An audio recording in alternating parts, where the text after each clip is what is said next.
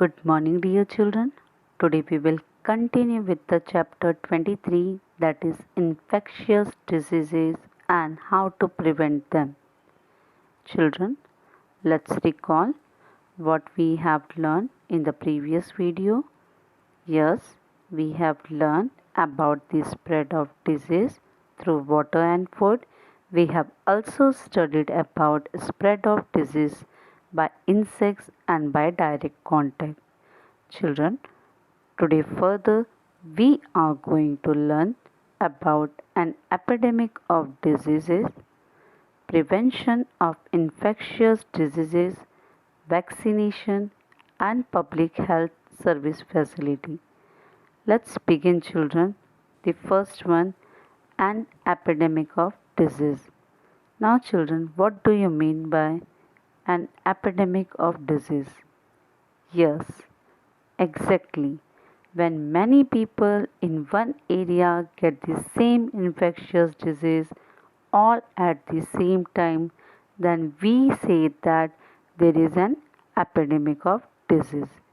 Let's say, for example, children, in Thane area, if many people are affected because of the same disease, okay? So suppose if particular disease is affected just limited to the Thane area. So this is nothing but it is called what? Yeah, epidemic disease. So children, what are the examples of an epidemic disease? Yeah, flu, conjunctivitis, cholera, malaria. Okay, conjunctivitis it means children eyes infection. Now students, always remember that air, water, food, insects are the mediums through which the diseases are spread. Hence, if everyone take care to ensure that the germs do not enter our food, water, air, and to prevent the breeding of the insect that spread the diseases, it is possible to prevent the diseases from becoming epidemic. Everybody has to follow certain hygienic level at the personal level as well, children. Okay? Now children, you must have seen that in our area, wherever the drinking water is supplied to our area or in village also children, the bleaching powder has been added to the community water resources. Now children, why bleaching powder is added? Yeah, it is because the bleaching powder kills the germs and it makes the water safe for drinking. So during rainy season also we get water from the TMC. The water smells, right children? So the smell of the water which we usually get during rainy season, that is because of the bleaching powder. And because during rainy season water already get contaminated, and to avoid the spread of disease the bleaching powder has been added. And one more thing children, if suppose even if you see that the water is very clear, that doesn't mean that the water is clear. Might be germs present there. Okay. So always remember that children, when we have to boil the water before drinking. At least we have to boil the water children for 10 to 15 minutes at the low flame, so that whatever germs are present in the water, they will be killed very immediately. So children, we have to boil the water thoroughly. And again at the same time children, to prevent the mosquito borne disease like malaria and dengue, etc., we must ensure that there is no stagnant water in our surrounding. Children, if the water is stagnant over, then there will be a chances that the mosquitoes will be breed on them and they will cause the infections also. So that is why children, if it is not possible, then we can use the insecticide and the diseases like malaria and the dengue, they can be prevented. So these are the basic measures which we all follow at our home as well, right children? Now children, people who have a serious infectious disease like tuberculosis or swine flu are quarantined. There are there are separate wards in hospitals for people with infectious diseases. Okay, so students, always remember that the cloth and the utensils used by the patients are washed with the germicide.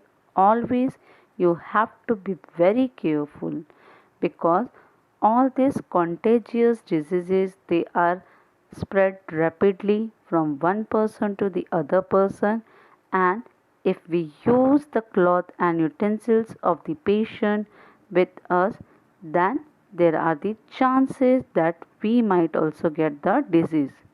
So that is why children, you must have seen that the spittle of a person who has a tuberculosis, it is collected in a vessel and that vessel is covered with the germicide, and that germicide, it is called as what? Phenyl. Because the reason is that children, if we collect the spittle like that only, then there are the chances that the germs from the tuberculosis, they will immediately spread into the air, and those germs might enter into the healthy patient's body, and that healthy patient will also get the disease. So we don't want that thing to be happen, right? Such precautions help to prevent the diseases from spreading to the others. So children, that is why whenever there is a contagious diseases, we have to be away from the healthy people so that they will remain healthy also, and they should get our disease. They shouldn't get our disease. So these are the basic precautions which we have to undertake in our daily life. Okay children? So students, always remember that to prevent the spread of the diseases through the air, the people should cover their mouth during sneezing and coughing. We have to avoid spitting in the open space, right? So, if children use spit here and there, and if you don't use handkerchief during sneezing activity or during coughing activity, then the germs might enter outside. So that is why to avoid the spread of diseases through the air, we have to take some basic precaution. And in the basic precautions, always remember that it is necessary for the patient to wear the mask. Not only the patient, if you are going near to the patient to meet that, then you also have to use the mask properly. You have to cover your mouth properly so that you won't get the infection of that patient. So children, these are the basic precautions which we have to follow in our daily life. Okay, now children, if someone in the family gets an infectious disease, the government health department should be informed, so that the necessary steps for preventing the spread of diseases can be taken. Now children, what do you mean by vaccination? Basically, so the vaccination is a way to prevent the disease. Any disease we can prevent by using the vaccination. Our body develops the resistance to the particular disease if we are vaccinated against that particular disease causing the germs. Okay children. So that is why students, the vaccine is what? Very important. Now vaccine. A vaccine is nothing but what is inactivated form of bacteria or virus. So that inactivated bacteria or virus, it is ejected into the person's body. So that's the body will activate the immune system against that particular pathogen. Okay, so in future, if that live germs enter in our body, then our immunity or immune system will kill that virus and the bacteria immediately without developing any symptom. So that is why, children, you must have heard that the soon after when baby is born, baby is given tuberculosis vaccine. When the baby is one and a half month old, he or she is given the vaccination against diphtheria, whooping cough, tetanus, and polio. Remember that the BCG vaccine, it is the combination of all these three.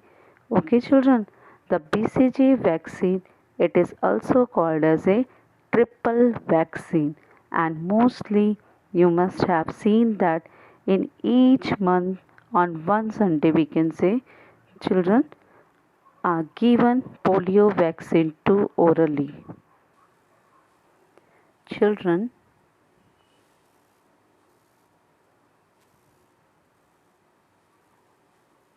children, the polio the polio vaccine, it is given orally. So in family, if any child is there at least till 5 years, everybody should be vaccinated. Okay? Now children, then our next topic is public health service facilities. To prevent the spread of infectious diseases and epidemics, health and community welfare programs are undertaken at the national level. Now, children, there are community programs for vaccination are also undertaken as a part of national health scheme. Children are given the vaccines by the trained people. Special camps are even arranged for this purpose also. Now children, the primary health center have been established even at the village level. Children, there are also facilities like mobile dispensary, ambulance and a welfare fund for the disabled. Even services like the examination of urine and blood, X-ray, ultrasound and the other scans are also available through the health program. Thus, patients can get the service they need without delay also. Now, children, even people are also educated about the right methods of handling drinking water and food. They are urged to maintain cleanliness in their surroundings. It is now forbidden by law to spit in a public place. The purpose of this ban is to prevent the spread of diseases. Even mass media are also used for raising the public awareness about health and hygiene issues. Okay, children? Now, do you know at one time it was believed that diseases are caused due to the anger of gods, evil spirit, or due to black magic? Children, the remedies prescribed for these were also human. However, scientists have shown that diseases are caused by microorganisms and these beliefs are false. Microorganisms are a kind of living things. All microorganisms do not cause disease. Some microorganisms are useful to us. They bring about the conversion of milk into yogurt and the fermentation of batter for idlis, dosas, etc. Okay? Now, children, always remember cleanliness, a balanced diet, and a vaccination are essential for prevention of infectious diseases. Now it's time for recap, children, what we have learned in this lesson so far. The first one, diseases caused by microorganisms are called infectious diseases.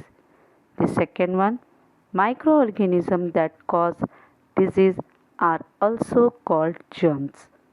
The third one, every infectious disease is caused by a specific microorganism or germ. The next one, infectious diseases spread through water, food, or air by direct contact or through insects' bites. The next one, if care is taken to prevent germs from entering the body, the spread of disease can be prevented. The next one, if many people in a place get a disease at the same time, it is called an epidemic.